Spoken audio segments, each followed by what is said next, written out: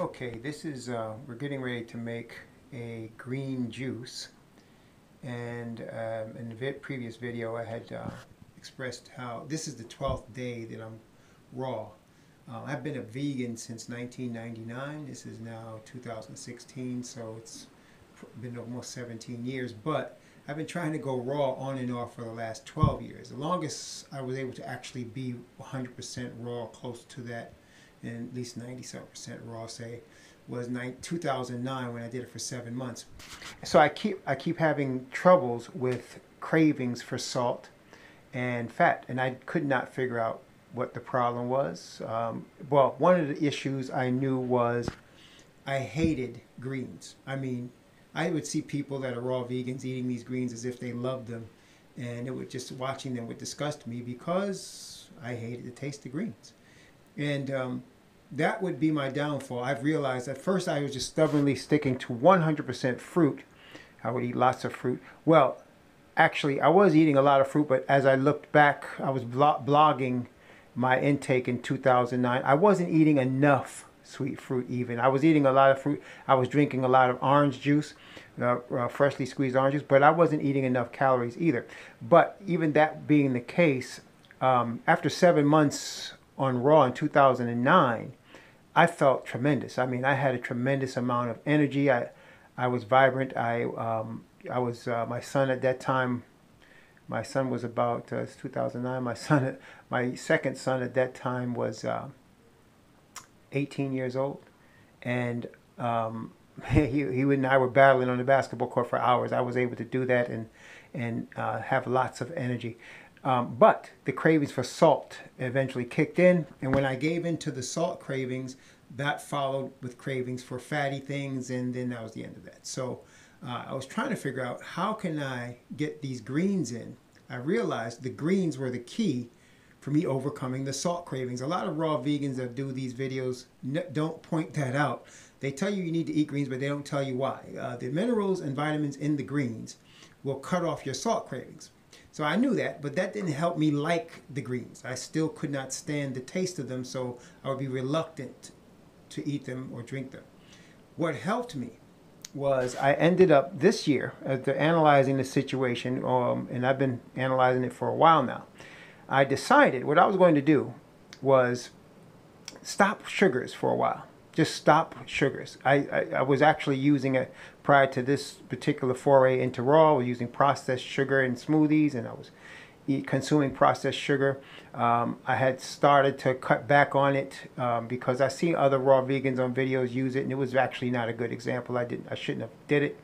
It actually I ended up consuming too much sugar, ended up having problems in my legs as a result of it. When I stopped using the sugar or cut down dramatically on the processed sugar, the problems in my legs went away.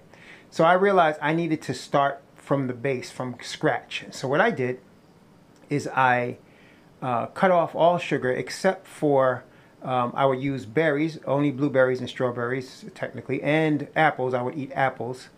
And I would make green smoothies with just berries as the sweetener, which to me is a big deal because I like stuff very sweet, and it wasn't very sweet. But I did that for about a month, and my taste buds dramatically changed in that short time, so that things that weren't very sweet to me started tasting very sweet. And it's the same, and I was doing this green juice that I'm getting ready to make here during the course of that time as well. So my taste buds were able to change so that although I'm still not a great lover of greens, I can consume them, and especially this baby right here, the celery, very big for me. I have to basically juice one of these every other day in my juicer here. I got this, what's the name of this juice? It's a Breville. Got a Breville juicer. Basically juice one of these every other day. And with the rest of these greens, what I have, this is parsley, cilantro, spinach, organic, and dill weed, and then I have a thing of fennel here. Generally, I would have a smaller cucumber, but this is basically what I have today, and so this is what I'm juicing. I put a lemon in there. These are 2 Gala apples.